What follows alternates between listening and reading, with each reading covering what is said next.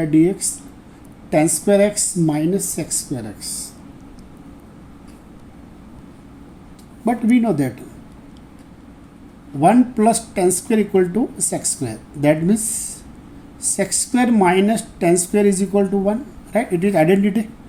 Here tan square minus sec square, you multiply by minus 1 on both the sides, then you get tan square minus sec square equal to minus 1. But minus 1 is constant and answer is 0. Derivative of constant always 0. Okay, question number 34. d by dx sin 18 degree. d by dx. अब sin 18 is a constant. 18 degree is constant. Therefore, sin 18 also constant. तो d by dx क्या हो गया? Constant. And d by dx constant is always 0. चलो 35 number. d by dx 3 tan x by 3 minus tan cube x by 3 upon 1 minus 3 tan square x by 3. Now 11 standard में आपको पता होना चाहिए tan 3 theta का formula. tan 3 theta equal to 3 tan theta minus tan cube theta upon 1 minus 3 tan square theta.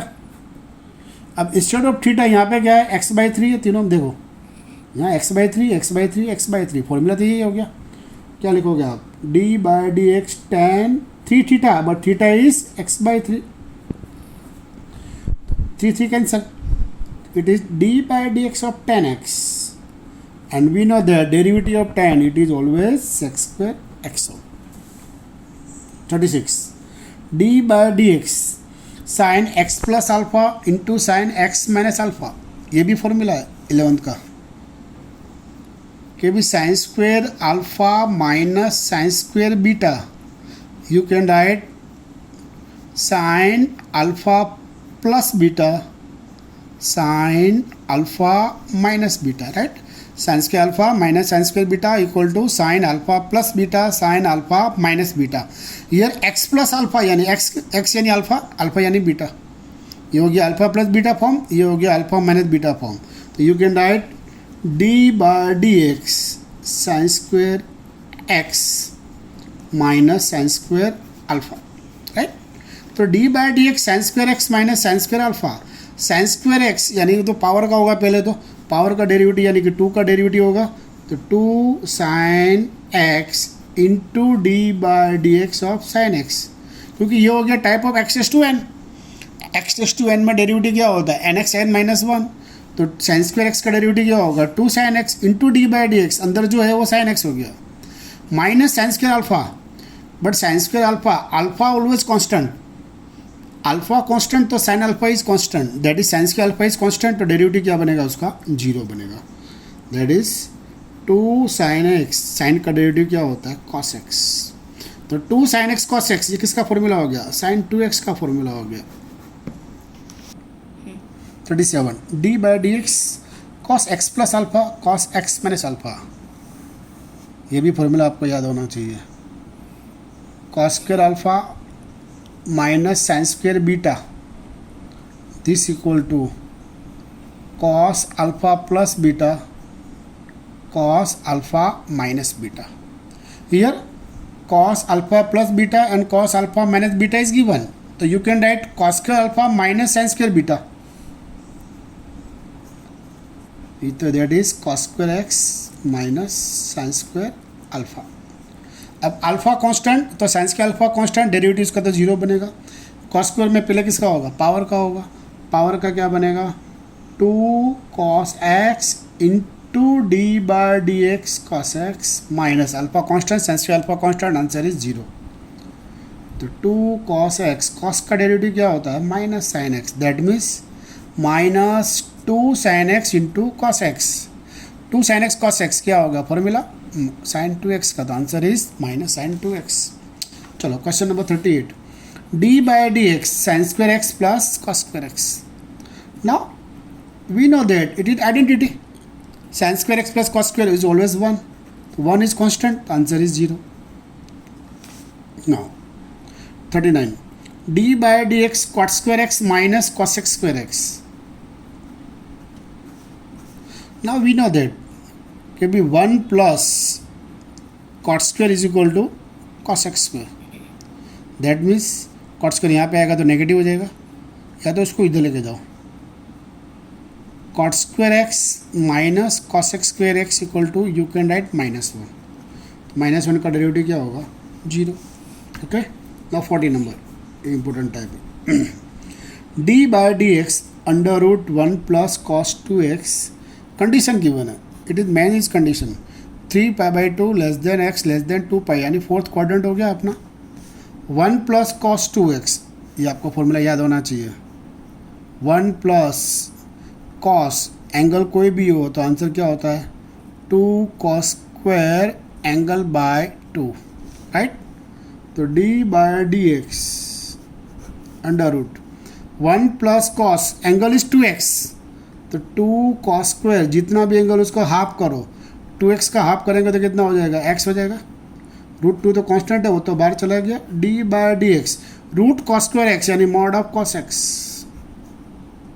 चलो √2 3π/2 to 2π, अब 3π/2 less than x less than 2π यानी fourth quadrant हो गया. फोर्थ में ऑल एस टी सी में cos क्या होता है फोर्थ क्वाड्रेंट में पॉजिटिव, तो कॉस एक्स पॉजिटिव, तो mod cos x equal to you can write cos x. Cos का डेरिवेटिव क्या है माइनस साइन एक्स, तो answer is -√2 sine x. 1 d by D x under root 1 plus cos 2x condition change कर दिया, π/2 less than x less than pi, formula तो वही रहेगा. 1 plus cos है तो 2 कॉस स्क्वायर, जो भी एंगल उसका हाफ करो, 2x का एंगल हाफ करेंगे तो x हो जाएगा. ये हो गया D by D x, right. √2 तो कांस्टेंट है, वो तो बाहर लिख दो. √2 into d by D x root cos square यानी मॉड ऑफ कॉस एक्स. अब कंडीशन चेक करो कि π/2 less than x less than pi, π/2 to pi कौन सा क्वाड्रेंट हो गया सेकंड क्वाड्रेंट. सेकंड में कॉस क्या होता है नेगेटिव, तो mod cos x equal to you can write -√2 d by D x cos x. तो -√2 डेरिवेटिव ऑफ कॉस क्या होगा माइनस साइन एक्स, तो minus minus plus √2 sine x. 42 d by D x under root 1 plus cos x.